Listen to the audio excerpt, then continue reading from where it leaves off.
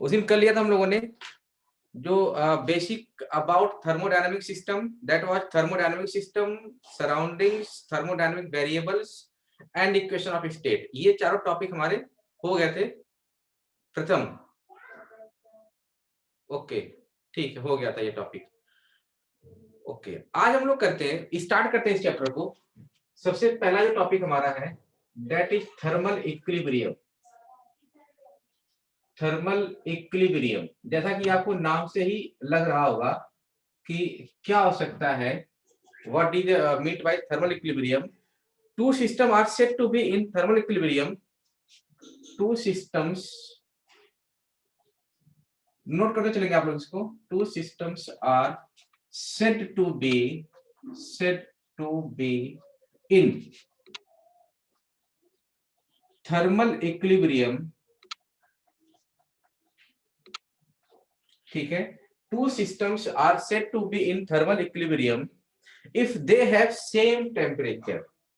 क्या? If they have same temperature.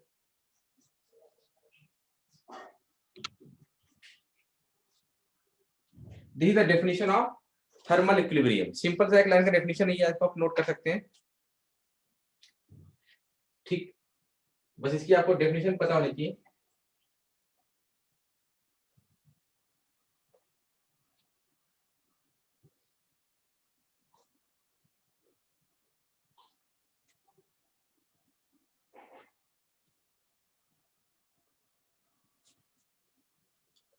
ठीक है, दूसरा आता है हमारा, नोट किया आपने इसको? Yes sir.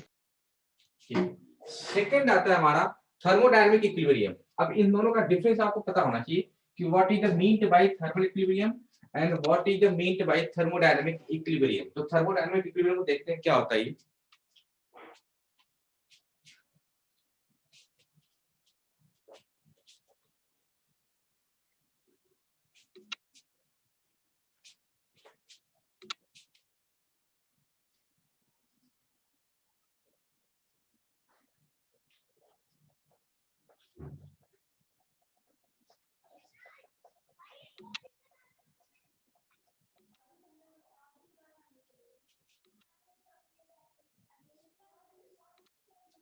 थर्मोडायनामिक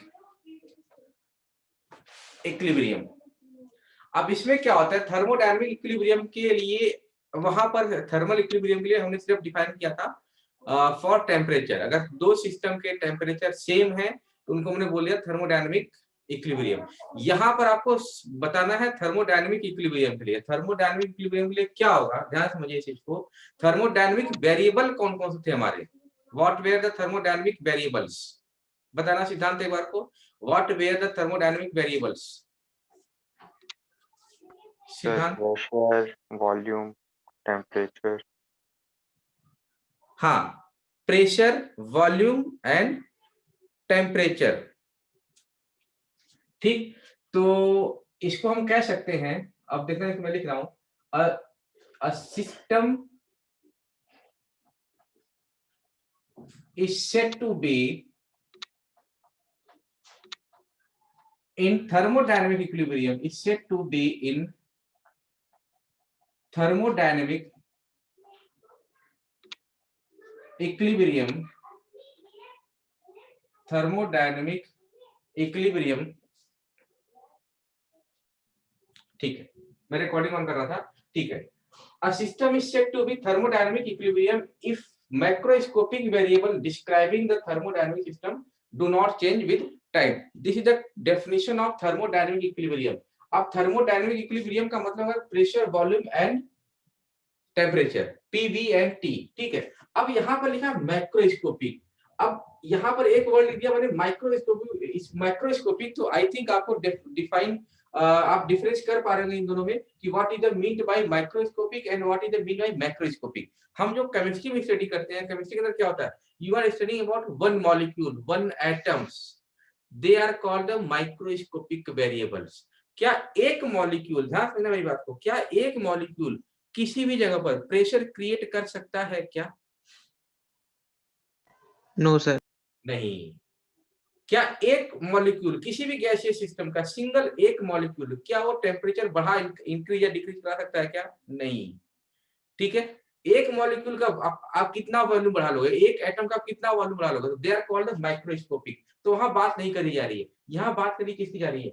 मैक्रोस्कोपिक की। मैक्रोस्कोपिक वेरिएबल्स का मतलब कि ऐसे वेरिएबल्स जो लार्ज नंबर में हो और जिनकी वजह से कुछ ना कुछ प्रेशर भी हो, कुछ ना कुछ इसका वॉल्यूम भी हो, कुछ ना कुछ इसमें टेम्परेचर भी हो, जिसको हम लोग बोलते हैं मैक्रोस्कोपिक वेरिएबल्स। तो अगर मैक्रोस्कोपिक वेरिएबल्स आप लिख सकते हैं ब्रैकेट में P, V and T, they do not change with the time, that then that system is said to be the thermodynamic equilibrium. Thermodynamic equilibrium, तो नोट कर लिया आपने इसको।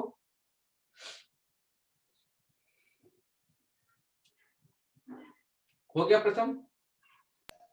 Yes sir. ठीक है,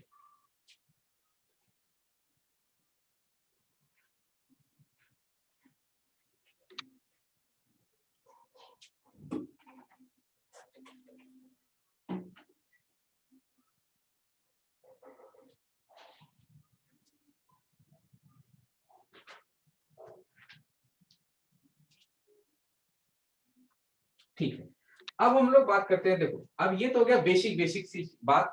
सबसे पहले हमने पढ़ लिया कि क्या पढ़ा हम लोगों ने? सबसे पहले हमने लास्ट लेक्चर पढ़ा था थर्मोडायनामिक सिस्टम क्या होता है, सराउंडिंग्स क्या होता है, थर्मोडायनामिक वेरिएबल्स क्या होते हैं, then after equation of state क्या होता है, फिर हमने आज का थर्मल इक्विलिब्रियम क्या होता है, फिर हमने क्या थर्मोडायनामिक इक्विलिब्रियम क्या होता है, इनको आपने समझ लिया। ठीक है, अब देखो हमें पढ़ना क्या है इसमें, इस पूरे चैप्टर में पढ़ना है जीरोथ लॉ ऑफ थर्मोडायनामिक्स। क्या बोला मैंने? Zeroth law of thermodynamics.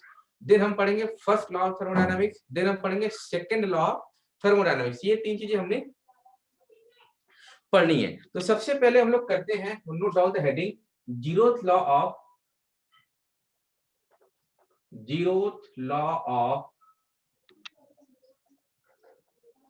Thermodynamics.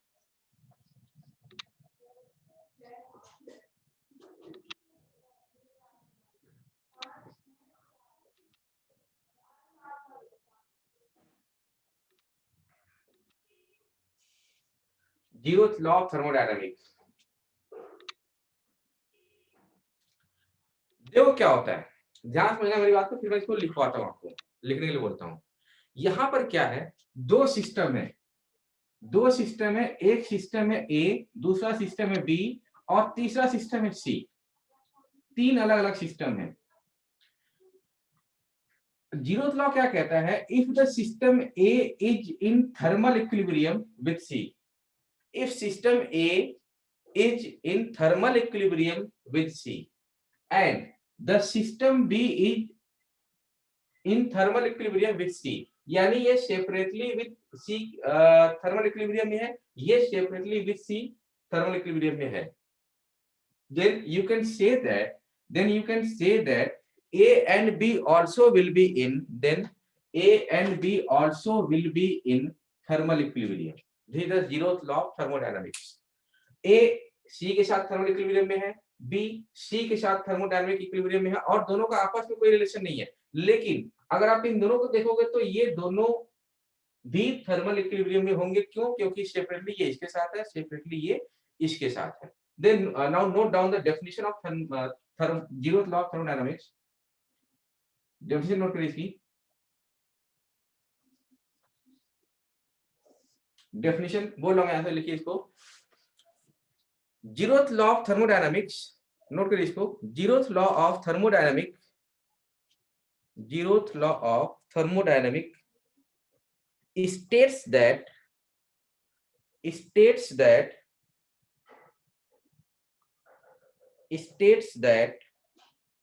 if two systems A and B, if two systems A and B,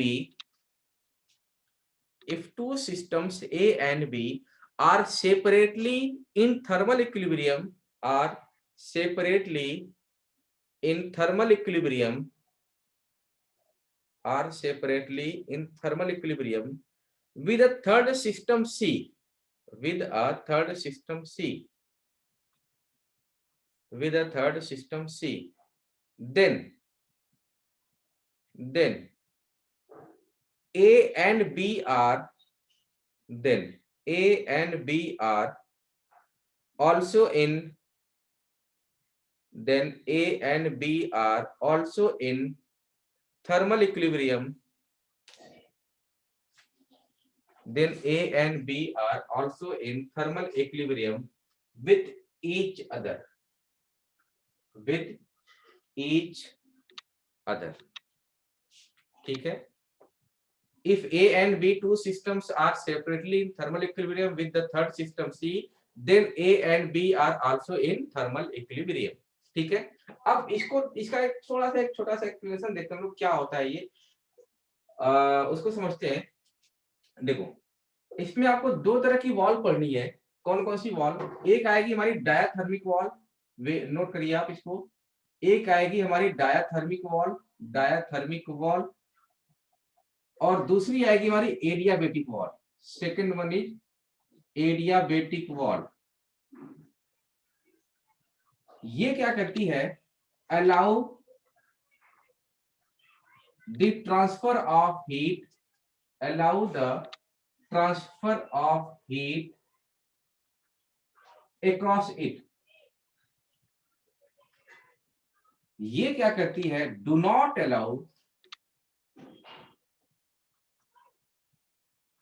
the heat across it. इसको बोलते हैं हम लोग एडियाबेटिक वॉल. एडियाबेटिक का मतलब था डू नॉट अलाउ, एडियाबेटिक का मतलब था डू नॉट अलाउ, और डायथर्मिक का मतलब था अलाउ. क्योंकि हम लोग थर्मोडायनामिक की टर्म में कर रहे हैं, हम लोग हीट के सिस्टम में कर रहे हैं, तो यहाँ पर हम लोग बोलेंगे डायथर्मिक का वॉल मतलब कि allow the transfer of heat across it and do not allow the heat across it. ठीक. ये आपको बिल्कुल अच्छे से याद है. दोनों वॉल में बहुत कंफ्यूजन था बच्चों को. ठीक है. अब इन दोनों वॉल को मैंने क्यों बताया? देखो, इन दोनों वॉल को हम लोग यूज करके समझते हैं कि what is the meant by zeroth law of thermodynamics. What is the meant by zeroth law of thermodynamics. देखो समझते हैं क्या होता है ये. समझ, सपोज करो ये कंटेनर है.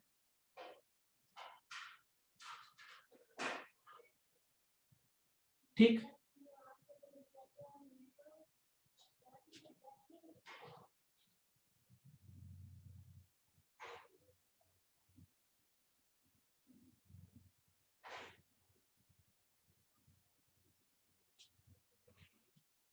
वेट, मैं फिर इससे अच्छे से बनाता हूं उसको. ये नोट कर लिया आपने, मैं इंच मिटाया था.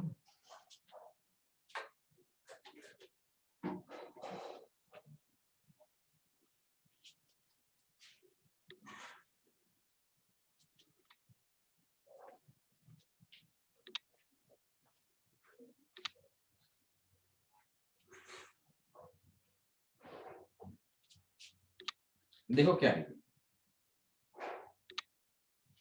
सपोज करो ये एक सिस्टम है सी. दिस इज सिस्टम सी. ठीक. इस सिस्टम के बीच में एक लगा रखा है हमने diathermic wall.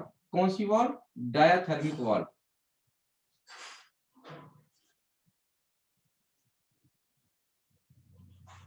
This is the diathermic wall. और इस डायथर्मिक वॉल मतलब क्या हो जाएगा? हीट एक्सचेंज को अलाउ करेगा. ठीक है. और यहां पर है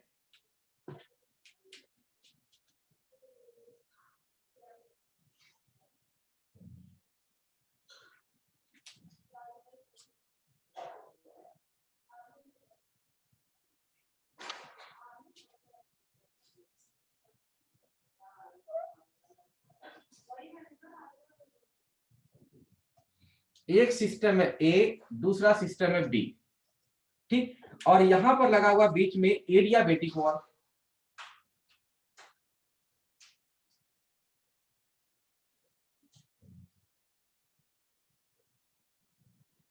अब ये बीच में एडियाबेटिक वॉल लगा हुआ है, तो आप मुझे बताना क्या ए और बी के बीच में हीट का एक्सचेंज अलाउड होगा? No sir. ए और बी के बीच में हीट का एक्सचेंज अलाउड नहीं है. Between A and B heat exchange is not allowed due to adiabatic wall. but heat exchange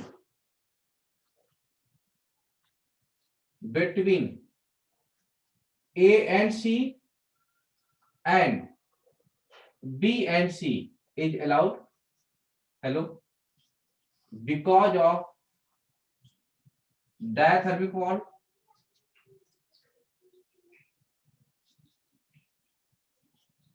because of diathermic wall. ठीक है, यानी यहां से हीट जा सकती है, यहां से हीट जा सकती है, सी से हीट आ सकती है। ठीक है, अब ये सब कुछ अलाउड है।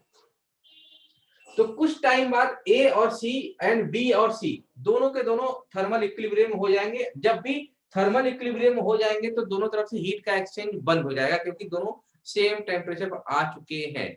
अब प्रूफ करने के लिए क्या करना पड़ेगा आपको कि अब अगर आप जीरोथ लॉ क्या कहता है कि ए और बी भी आपस में थर्मल इक्विलिब्रियम में हो जाएंगे, ए और बी भी आपस में थर्मल इक्विलिब्रियम में हो जाएंगे, लेकिन कैसे पता चलेगा हमें? तो हमें क्या करना होगा, now exchange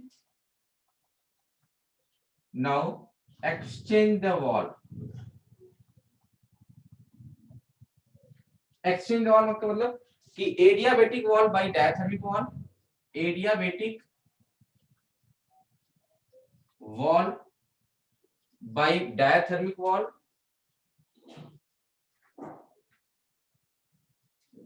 and diathermic wall by adiabatic wall। नहीं आया समझ में?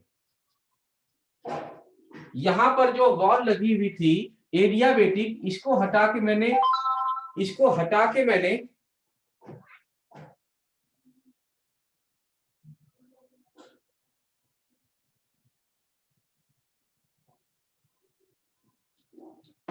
यहाँ पर जो एडियाबेटिक वॉल लगी हुई थी इसको हटा के मैंने यहाँ डायथर्मिक वॉल, और यहाँ जो डायथर्मिक वॉल लगी थी इसको हटा के यहाँ लगा दिया एडियाबेटिक वॉल।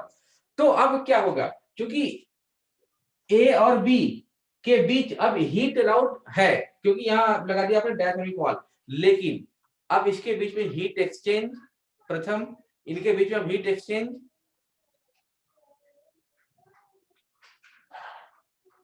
बताओ प्रथम सिद्धांत। सर अब तो हीट एक्सचेंज होगा। हीट एक्सचेंज होगा। नहीं होगा, यही तो लॉ कहता है ना। अगर ये दो चीजें सेम टेम्परेचर पर है, दो चीजें सेम टेम्परेचर पर है, उसका मतलब क्या होता है? दोनों के बीच में हीट एक्सचेंज होगा क्या? नहीं होगा, नहीं होगा। तो ए और सी के बीच में हीट अलाउड था पहले, बी और सी के बीच में हीट अलाउड था पहले। ठीक है, कुछ टाइम बाद दोनों थर्मल इक्विलिब्रियम में हीट एक्सचेंज बंद हो गया, क्योंकि थर्मल इक्विलिब्रियम में है। हालांकि जा सकती है, कोई रोक नहीं यहाँ पर, बट टेम्परेचर सी और बी का सेम है, टेम्परेचर टेम्परेचर ए और सी का सेम है, टेम्परेचर बी और सी का सेम है।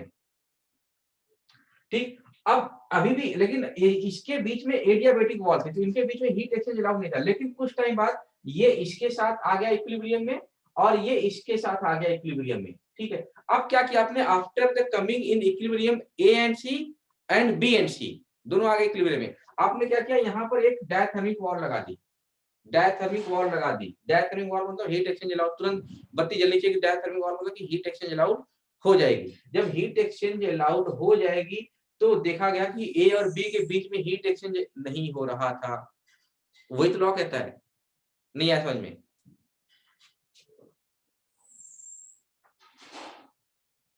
श्रेय आया समझ में?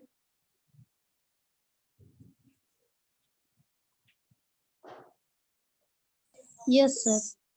सिद्धांत नहीं नहीं समझ आया? आ गया sir.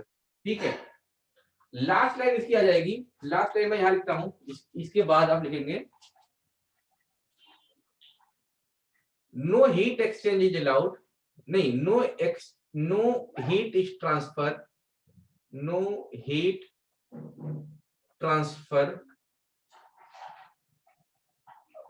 transferred between A and B, A and B. This show that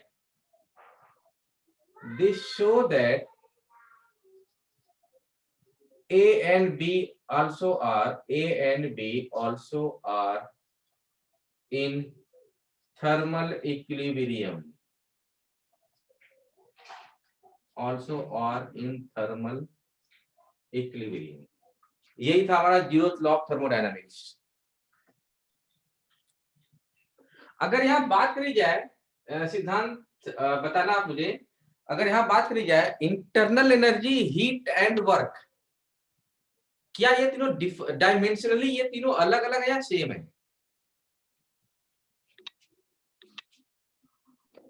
sir energy work heat का डायमेंशन तो सेम होता है। हाँ, चाहे इंटरनल एनर्जी हो, चाहे हीट हो, चाहे वर्क हो, इन तीनों का डायमेंशन सेम होता है, ml square t minus 2। Work done equal to force displacement ml square t minus 2, इनका हो गया ये डायमेंशन। और यही डायमेंशन अगर आप देखोगे तो है क्या, dimensionally internal energy, heat and work are same, तीनों के तीनों सेम है, ठीक है। और तीनों की यूनिट भी जूल होती है। Joule is the unit of all three. Joule is the unit of all three. तो फिर इसको हम अलग अलग क्यों पढ़ रहे हैं? सवाल ये उठता है कि इन तीनों को हम अलग अलग क्यों पढ़ रहे हैं, जब तीनों डायमेंशनली इक्वल हैं, सेम है, तो इन दोनों को हम अलग अलग क्यों पढ़ रहे हैं? तो बात करते हैं क्यों अलग अलग पढ़ रहे हैं। देखो ध्यान से, सबसे पहले हम पढ़ेंगे इंटरनल एनर्जी। आपकी बुक में लिखा हुआ heat, then internal energy, then work, ठीक। मैंने ये लिखा है, सबसे पहले हम ये पढ़ेंगे, फिर इन दोनों को एक साथ पढ़ेंगे, इंटरनल एनर्जी को एक साथ और हीट एंड वर्क को एक साथ।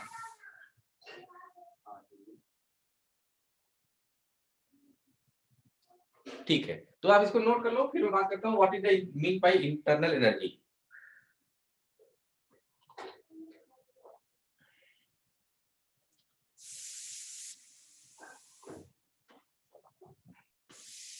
बात करते हैं इंटरनल एनर्जी की, INTERNAL, इंटरनल एनर्जी की। देखो क्या होता है internal energy, internal energy of a system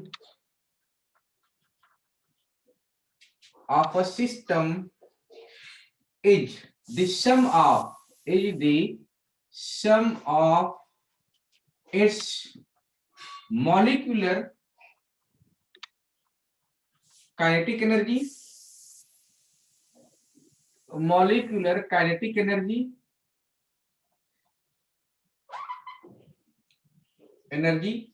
and क्या लिखा मैंने, एक मिनट, बैटरी मेरी लो हो रही, मैं थोड़ा सा लैपटॉप को लगा दूं चार्जिंग में।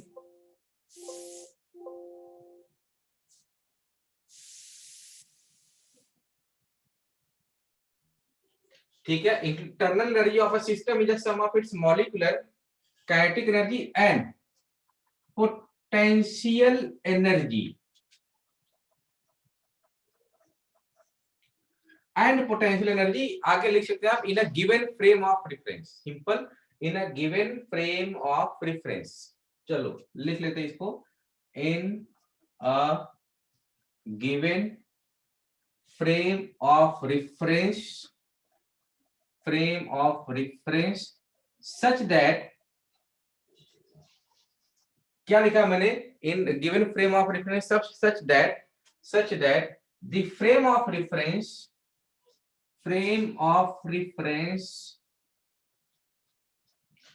is in rest। जो फ्रेम ऑफ रेफरेंस है वो रेस्ट में हो, इसको हम लोग बोलते हैं इंटरनल एनर्जी। अब यहां से दो बातें निकल के आई, पहली बात निकल के आई काइनेटिक एनर्जी, और दूसरी बात निकल के आई पोटेंशियल एनर्जी, ठीक। और इन दोनों को अगर आप सम कर देंगे तो हमारा निकल के आ जाएगा क्या, internal energy, that is the internal energy.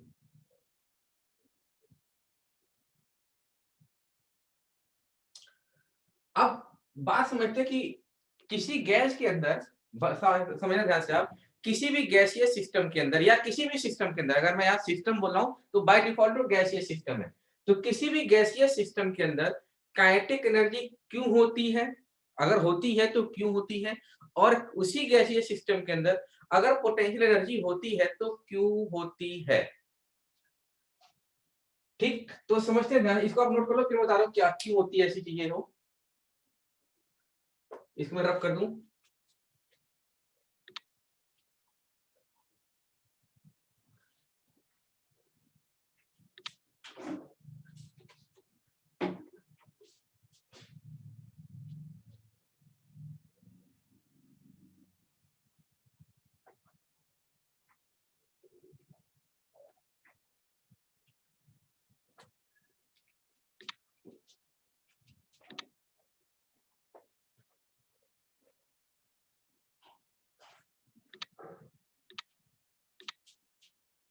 देखो यहां लिखता हूं मैं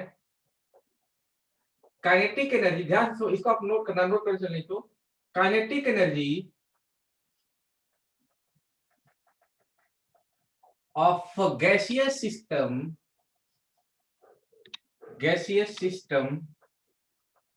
is the function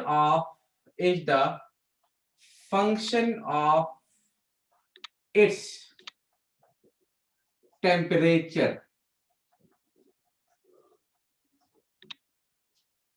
किसी भी गैसीय सिस्टम का अगर काइनेटिक एनर्जी है उसके अंदर, मतलब उस गैसीय सिस्टम के अंदर कुछ ना कुछ टेम्परेचर वैल्यू है, कुछ ना कुछ टेम्परेचर वैल्यू है। ठीक है, सेकंड देखता हूं मैं, potential energy of gaseous system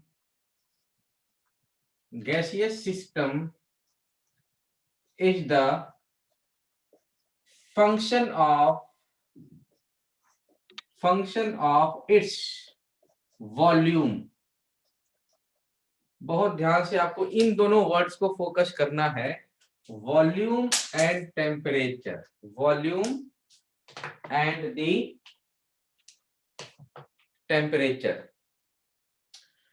Kinetic energy of a gaseous system is the function of its temperature। Potential energy of a gaseous system is the function of its volume। अब suppose करो कोई ना कोई गैसीय system, अब आपके laboratory में या कहीं पे भी किसी रूम में भी अगर वो कोई गैस भरा हुआ है तो उसका अपना कुछ ना कुछ टेम्परेचर होगा, हाँ या ना?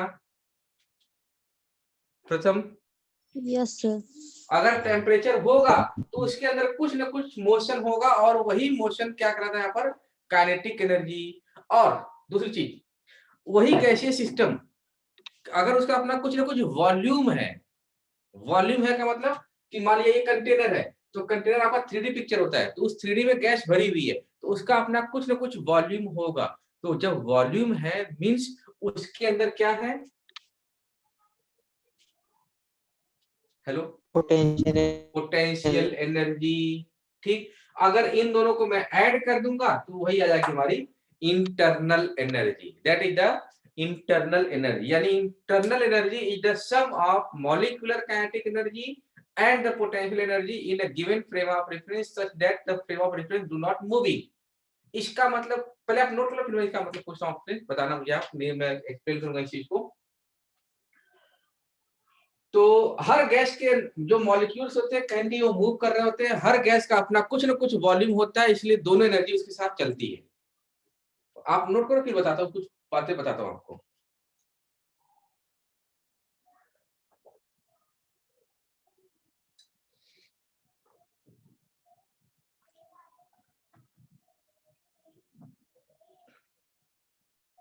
बुक में आप खोलो page number 12.3, 12.3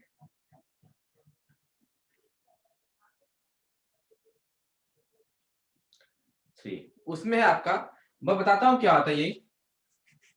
both heat and work are, both heat and work are modes of modes of energy transfer, दोनों को यूज करके आप एनर्जी को ट्रांसफर करते हो, एनर्जी को ट्रांसफर करते हो। ध्यान से देखो कैसे।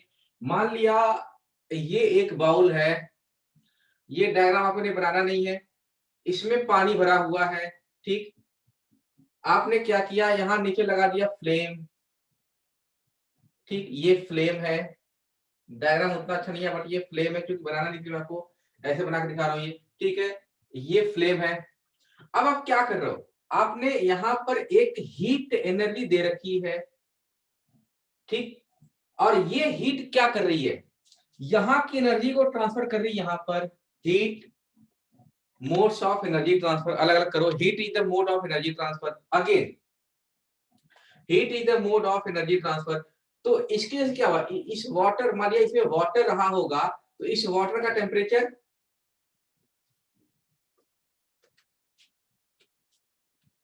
बढ़ जाएगा, एग्जैक्ट, इस वाटर का टेम्परेचर बढ़ जाएगा।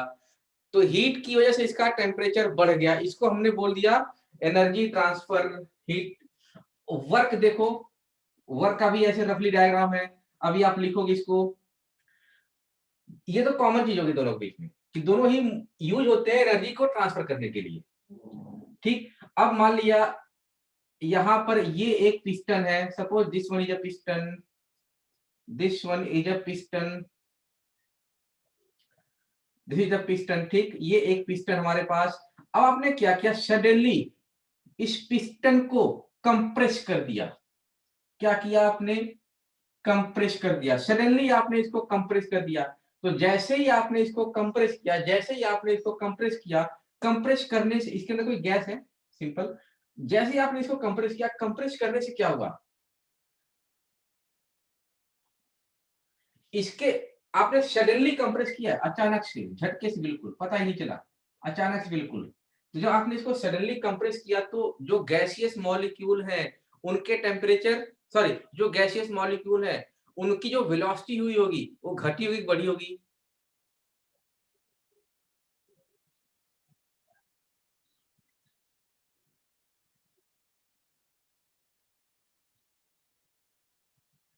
बताइए।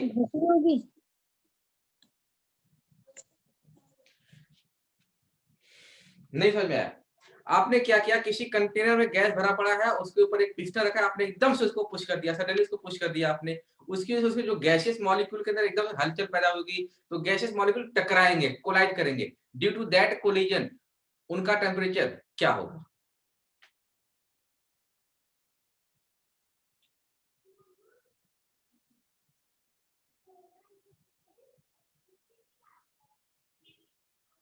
बताइए। अगर दो चीजें आपस में टकराएंगी तो उनका टेम्परेचर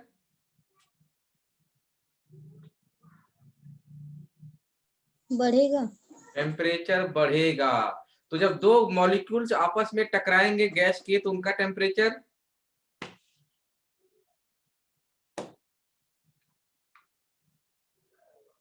बढ़ जाएगा।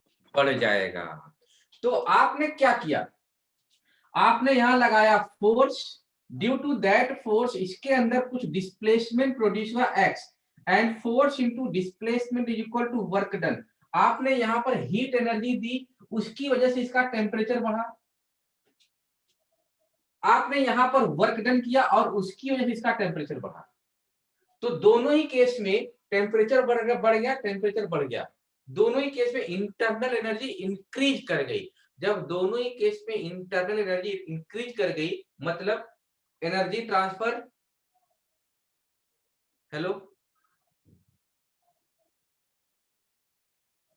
यहां भी टेम्परेचर वैल्यू बढ़ी, यहां भी टेम्परेचर वैल्यू बढ़ा, तो दोनों ही केस में एनर्जी का ट्रांसफर नहीं बता रहे हैं आप लोग। एनर्जी का ट्रांसफर हुआ, एनर्जी का ट्रांसफर हुआ, लेकिन मुझे लग नहीं रहा आपकी, आप लोगों की बातों से कि आप लोगों को समझ में आया है ये। जिस तरीके से आप लोग बता रहे हैं एकदम बढ़ेगी। तो अब आपको क्या करना है, आपकी बुक से जो मैंने आपको पेज नंबर 12.3 बताया है, बुक खोलना एक बार आप, पेज नंबर 12.3, उसमें क्या है देखना आप। हीट सॉरी इंटरनल एनर्जी मैंने आपको समझा दिया। अब इसमें देखो आप पॉइंट नंबर 7 करके लिखा हुआ है ना, describe the two ways of changing the internal energy of a system are heat and work state variables। वो तो बात की बात है। अब इसमें लिखा heat and work as two distinct mode of energy transfer। heat and work are two different modes of energy transfer। तो इन्होंने दो एग्जांपल सामने बता रखा है, दोनों सेम चीजें होती है कि दोनों ही एनर्जी को ट्रांसफर करने के काम में आते हैं। बहुत ध्यान से इसको लिखना है आपको, अभी नहीं, बस क्लास खत्म कर रहा हूं, इसको लिखना है आपको। दूसरा है, ये तो होगी कॉमन चीज between heat and work. Difference क्या है दोनों में? Difference between heat and work आपको दिख रहा है ये बुक में? Yes, sir. ठीक है, अब देखो डिफरेंस क्या है, दोनों में डिफरेंस क्या है समझो। दोनों में डिफरेंस क्या है?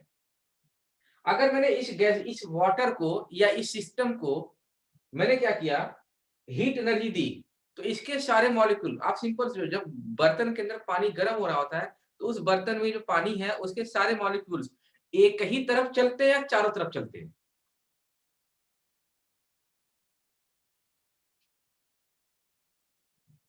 सर चारों तरफ। चारों तरफ। इनका मूवमेंट रैंडम मोशन होता है, इनका मोशन रैंडम होता है, जो ही सिस्टम के मॉलिक्यूल्स होते हैं when you are applying the heat. लेकिन यहां देखो वर्क में, यहां पर क्या हो रहा है, जैसे ही पुश किया आपने तो सारे मॉलिक्यूल्स चारों तरफ चल रहे हैं या सिर्फ एक तरफ चल रहे हैं? सर एक तरफ।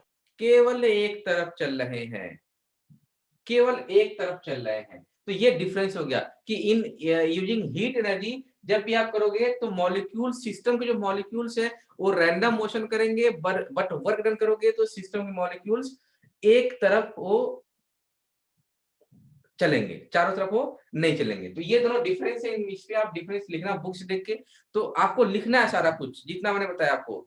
यहां से स्टार्ट करना, heat and work as two distinct mode of energy transfer. यहां से स्टार्ट करते हुए आपको आना है लास्ट लाइन जो पढ़ रहा हूं मैं, mode of energy transfer that produces the organised motion, यहां तक लिखना है। फिर साइन कन्वेंशन यूज्ड मैं आपको नेक्स्ट लेक्चर में कराऊंगा।